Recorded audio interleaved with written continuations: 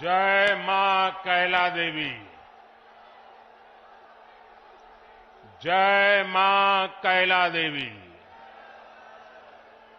जय मां कैला देवी। जय बूढ़े बाबा की। जय बूढ़े बाबा की। भारत माता की। भारत माता की। सभी संतों से प्रार्थना है कि अपना स्थान लीजिए।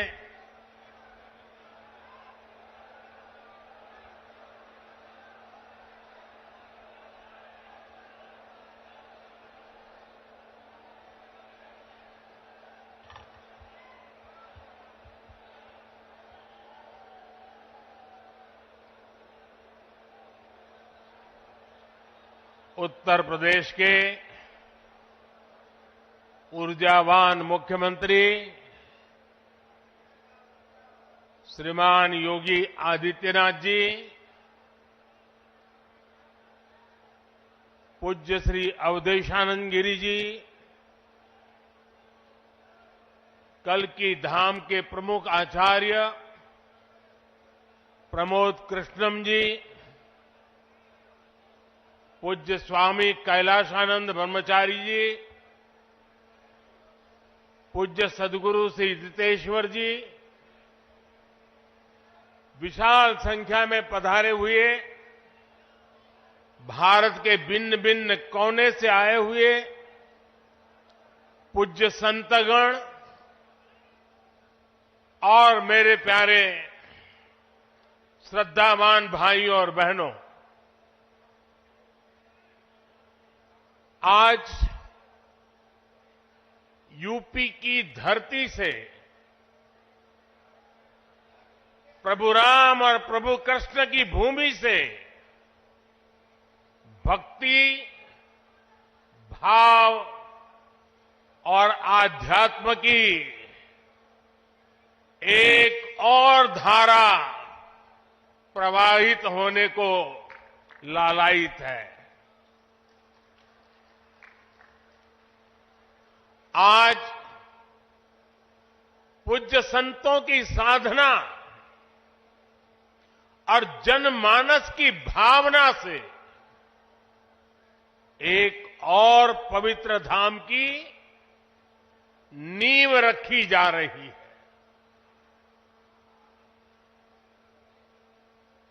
अभी आप संतों आचार्यों की उपस्थिति में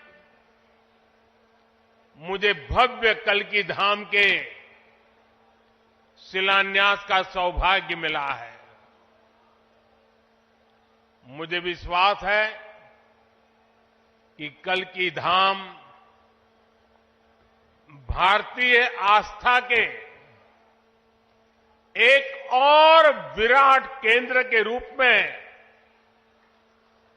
उभर कर सामने आएगा। मैं सभी देशवासियों को और विश्व के सभी श्रद्धालुओं को शुभकामनाएं देता हूं। अभी आचार्य जी कह रहे थे कि 18 साल की प्रतीक्षा के बाद आज ये अवसर आया है। वैसे भी आचार्य जी कई ऐसे अच्छे काम हैं जो कुछ लोग मेरे लिए ही छोड़ करके चले गए हैं।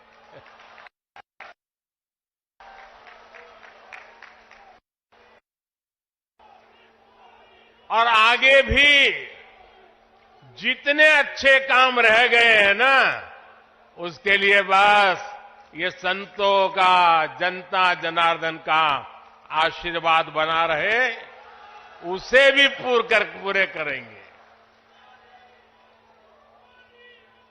साथियों, आज छत्रपति शिवाजी महाराज की जन्म जयंती भी है। ये दिन इसलिए और पवित्र हो जाता है और ज्यादा प्रेरणादायक हो जाता है। आज हम देश में जो सांस्कृतिक पुनरोदय देख रहे हैं, आज अपनी पहचान पर गर्व और उसकी स्थापना का जो आत्मविश्वास दिख रहा है, वो प्रेरणा हमें छत्रपति शिवाजी महाराज से ही मिलती है। मैं इस अवसर पर छत्रपति शिवाजी महाराज के चरणों में श्रद्धापूर्वक नमन करता हूं, उन्हें श्रद्धांजलि अर्पित करता हूं। साथियों, पिछले दिनों जब प्रमोद कृष्णम जी मुझे निमंत्रण देने के लिए आए थे, जो बातें उन्होंने बताई उसके आधार पर मैं कह रहा हूं कि आज जितना आनंद उनको हो रहा है, उससे अनेक गुना आनंद उनकी पूज्य माता जी की आत्मा जहां भी होगी उनको होता होगा।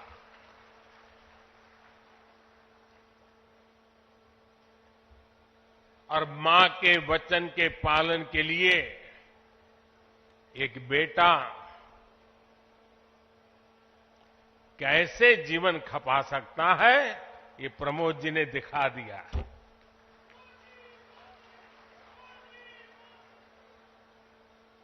प्रमोद कृष्णम जी बता रहे थे कि कई एकड़ में फैला ये विशाल धाम कई मायनों में विशिष्ट होने वाला है।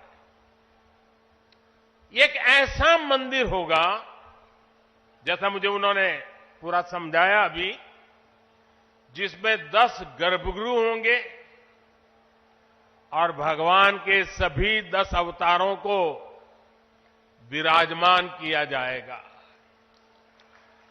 10 अवतारों के माध्यम से हमारे शास्त्रों ने केवल मनुष्य ही नहीं बल्कि अलग अलग स्वरूपों में ईश्वरीय अवतार को प्रस्तुत किया गया है।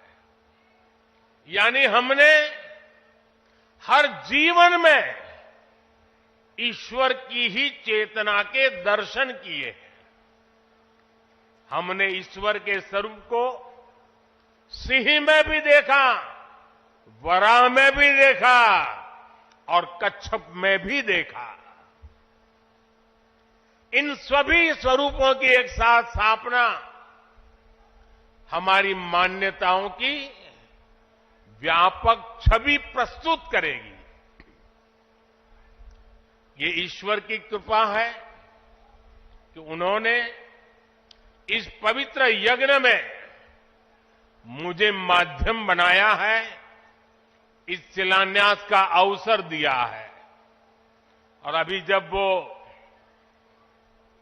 स्वागत प्रवचन कर रहे थे, तब उन्होंने कहा कि हर किसी के पास कुछ न कुछ देने को होता है, मेरे पास कुछ नहीं है, मैं सिर्फ भावना व्यक्त कर सकता हूं। प्रमोद जी, अच्छा हुआ कुछ दिया नहीं, वरना जमाना ऐसा बदल गया है कि अगर आज के युग में सुदामा श्री कृष्ण को एक पोटली में चावल देते, वीडियो निकल आती, सुप्रीम कोर्ट में पीआई हो जाती और जजमेंट आता कि भगवान कृष्ण को भ्रष्टाचार में कुछ दिया गया और भगवान कृष्ण भ्रष्टाचार कर रहे थे। ये इस व्यक्त में हम जुगर रहे और इससे अच्छा है कि आपने भावना प्रकट की और कुछ दिया नहीं।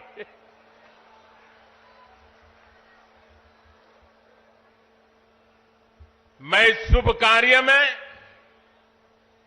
अपना मार्गदर्शन देने के लिए पधारे सभी संतों को भी नमन करता हूं। मैं आचार्य प्रमोद कृष्णम जी को भी बधाई देता हूं। साथियों, आज संभल में हम जिस अवसर के साक्षी बन रहे हैं, ये भारत के सांस्कृतिक नवजागरण का एक और अद्भुत क्षण है। अभी पिछले महीने ही 22 जनवरी को देश ने अयोध्या में 500 साल के इंतजार को पूरा होते देखा है। राम लला के विराजमान होने का वो अलौकिक अनुभव, वो दिव्य अनुभूति अब भी हमें भावुक कर जाती है। इसी बीच हम देश से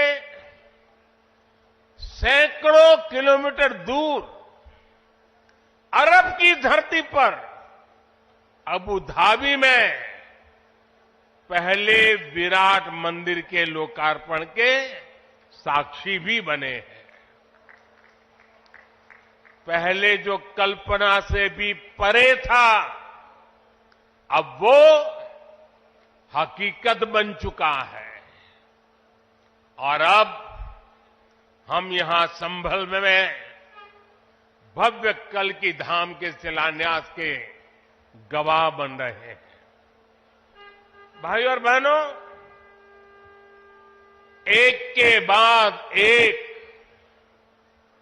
ऐसे आध्यात्मिक अनुभव, सांस्कृतिक गौरव के ये पल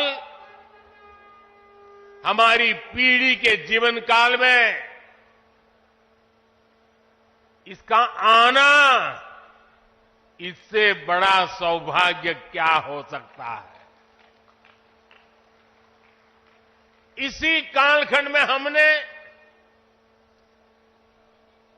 विश्वनाथ धाम के वैभव को काशी की धरती पर देखा है, निखरता हुआ देखा है। इसी कालखंड में हम काशी का कायाकल्प होते देख रहे हैं। इसी दौर में महाकाल के महालोक की महिमा हमने देखी है।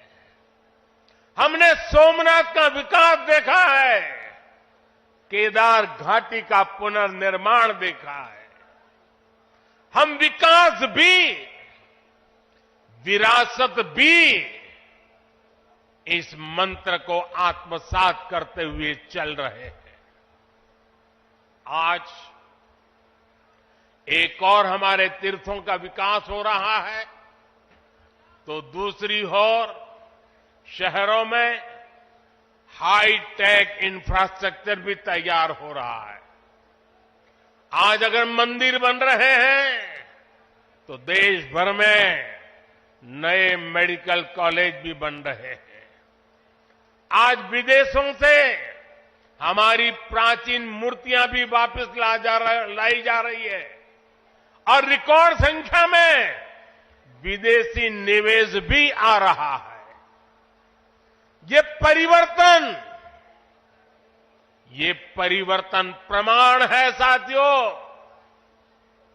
और प्रमाण इस बात का है, समय का चक्र घूम चुका है। एक नया दौर आज हमारे दरवाजे पर दस्तक दे रहा है। ये समय है हम उस आगमन का दिल खोलकर स्वागत करें।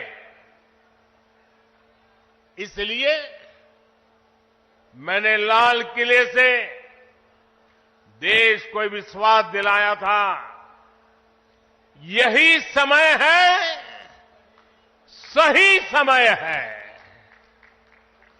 साथियों, जिस दिन अयोध्या में राम मंदिर की प्राण प्रतिष्ठा हुई थी, तब मैंने एक और बात कही थी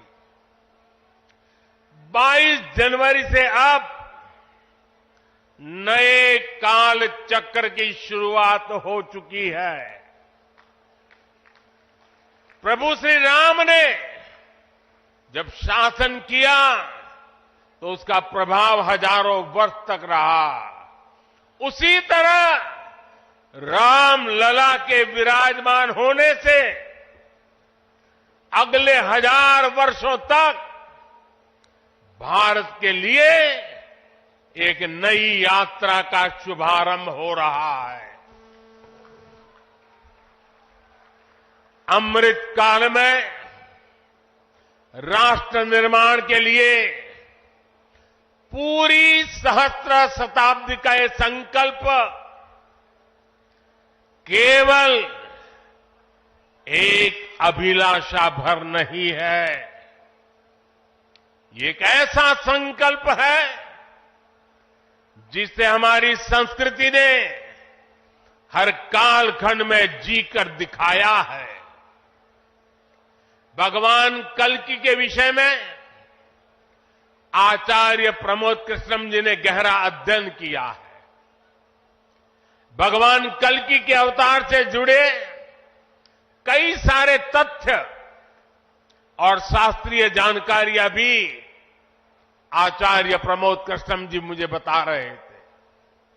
जैसे उन्होंने बताया कि कल्कि पुराण में लिखा है, शंबले वस तस्तस्य सहस्त्र परिवत्सरा, यानी भगवान राम की तरह ही कल्कि का अवतार भी हजारों वर्षों की रूपरेखा तय करेगा।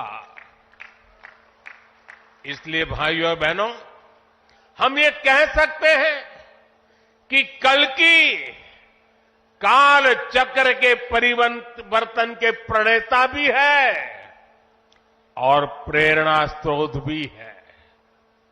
और शायद इसीलिए कल्कि धाम एक ऐसा स्थान होने जा रहा है जो उन भगवान को समर्पित है जिनको अभी अवतार होना बाकी है। अब कल्पना करिए, हमारे शास्त्रों में सैकड़ों हजारों साल पहले भविष्य को लेकर इस तरह की अवधारणा लिखी गई। हजारों वर्ष बाद की घटनाओं के लिए भी सोचा गया। ये कितना अद्भुत है, और ये भी कितना अद्भुत है कि आज प्रमोद कृष्णम जैसे लोग पूरे विश्वास के साथ उन मान्यताओं को आगे बढ़ा रहे हैं, अपना जीवन खपा रहे हैं। वो भगवान कल्कि के लिए मंदिर बना रहे हैं, उनकी आराधना कर रहे हैं।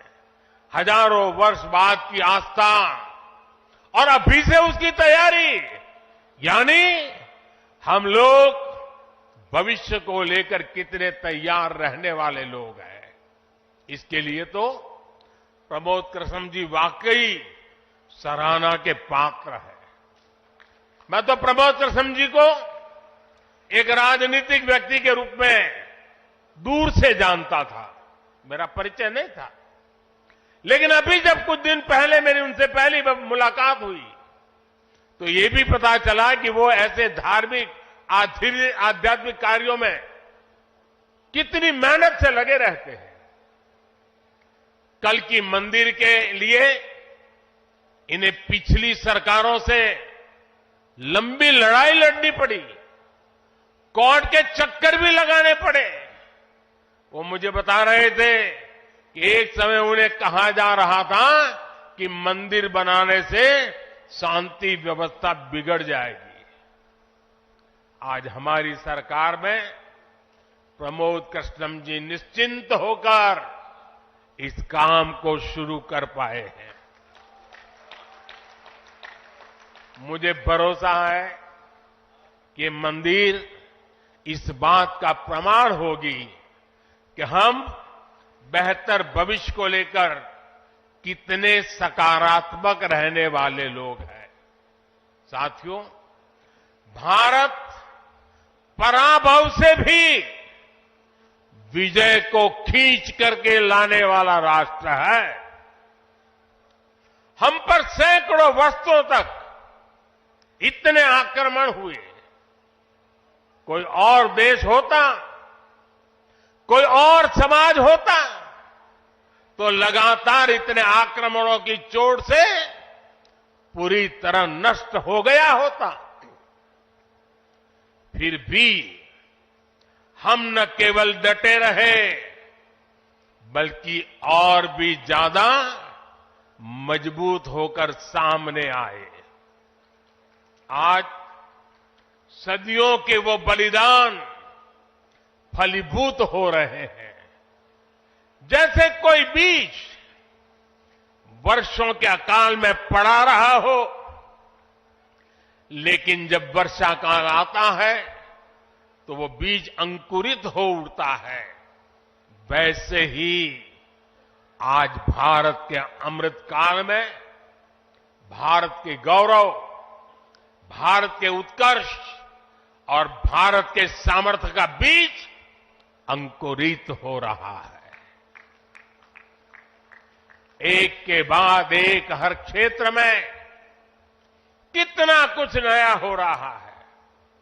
जैसे देश के संत और आचार्य नए मंदिर बनवा रहे हैं, वैसे ही मुझे ईश्वर ने राष्ट्र रूपी मंदिर के नवनिर्माण का दायित्व सौंपा है। मैं दिन रात राष्ट्र रूपी मंदिर को भव्यता देने में लगा हूं, उसके गौरव का विस्तार कर रहा हूं। इस निष्ठा के परिणाम भी हमें उसी तेजी से मिल रहे हैं। आज पहली बार भारत उस मुकाम पर है जहां हम अनुसरण नहीं कर रहे हैं, उदाहरण पेश कर रहे हैं।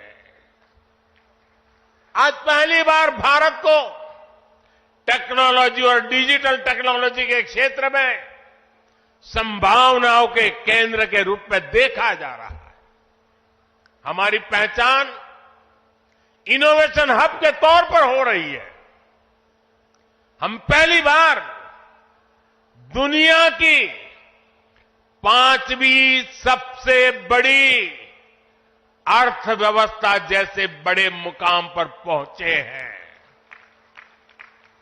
हम चंद्रमा के दक्षिण ध्रुव तक पहुंचने वाले पहले देश बने हैं। पहली बार भारत में वंदे भारत और नमो भारत जैसी आधुनिक ट्रेनें चल रही है। पहली बार भारत में बुलेट ट्रेन चलने की तैयारी हो रही है। पहली बार हाईटेक हाईवे, एक्सप्रेसवेज का इतना बड़ा नेटवर्क और उसकी ताकत देश के पास है। पहली बार भारत का नागरिक, चाहे वो दुनिया के किसी भी देश में हो, अपने आप को इतना गौरवान्वित महसूस करता है। देश में सकारात्मक सोच और आत्मविश्वास का ये जो ज्वार हम देख रहे हैं, ये एक अद्भुत अनुभूति है। इसलिए आज हमारी शक्ति भी अनंत है और हमारे लिए संभावनाएं भी अपार है। साथियों, राष्ट्र को सफल होने के लिए ऊर्जा सामूहिकता से मिलती है।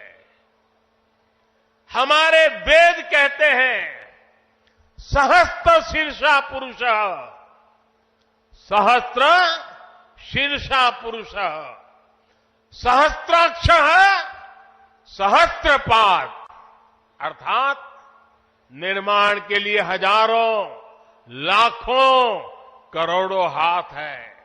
गतिमान होने के लिए हजारों, लाखों, करोड़ों पैर है। आज हमें भारत में उसी विराट चेतना के दर्शन हो रहे हैं। सबका साथ, सबका विकास, सबका विश्वास और सबका प्रयास, इस भावना से हर देशवासी एक भाव से, एक संकल्प से राष्ट्र के लिए काम कर रहा है। आप पिछले 10 वर्षों में कार्यों के विस्तार को देखिए। 4 करोड़ से ज्यादा लोगों को प्रधानमंत्री आवास योजना के तहत पक्के घर,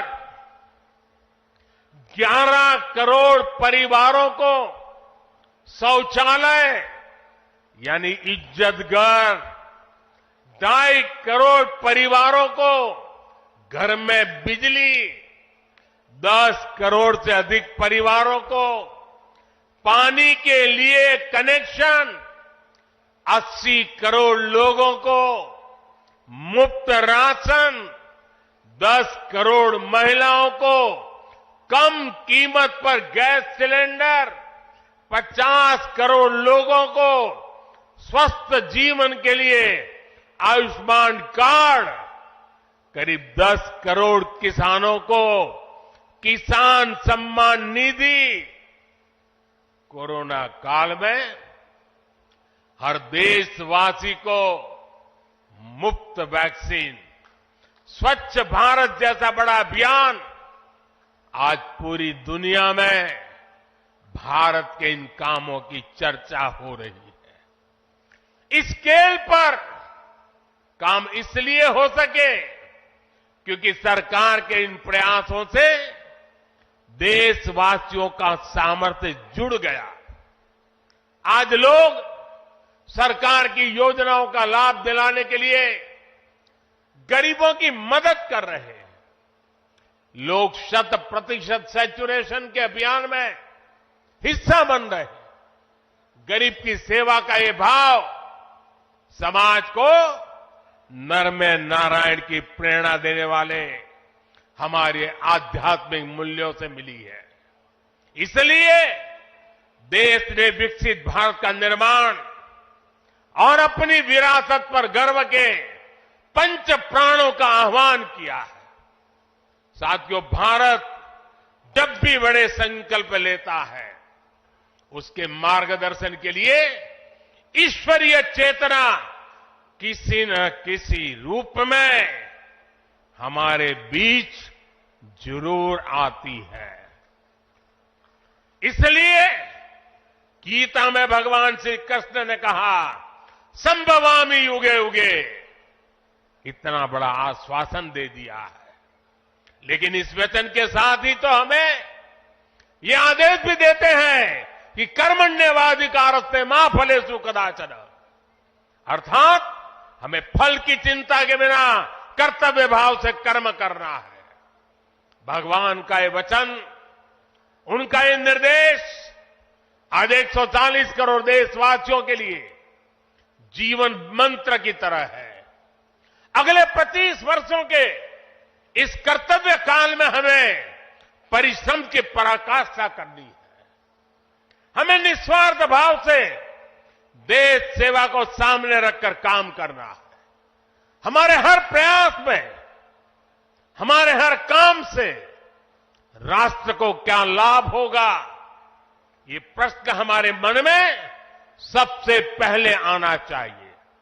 यही प्रश्न राष्ट्र की सामूहिक चुनौतियों के समाधान पेश करेगा। मुझे विश्वास है कि भगवान कल्कि के आशीर्वाद से संकल्पों की हमारी ये यात्रा समय से पहले सिद्धि तक पहुंचेगी। हम सशक्त और समर्थ भारत के सपने को 100% पूरा होता देखेंगे।